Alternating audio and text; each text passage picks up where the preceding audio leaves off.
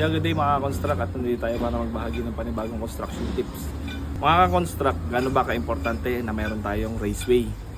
Kung minsan, meron po nagpo-provide na tayo ng raceway diagram at schematic diagram.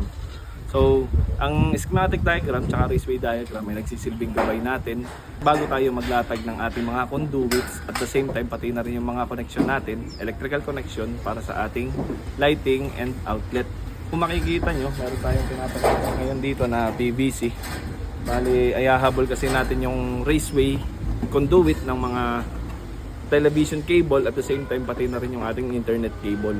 So, napakaganda pagka sa ngayon pa lang inaabang na natin during roughing phase dahil mas may itago natin at mas magiging malinis yung completion ng project. So, may itago natin yung mga wires na papadaanin ng television and internet cable installer para sa kanilang supply and audio. So kung makikita nyo, ongoing na yung preparation ng ating roof beam.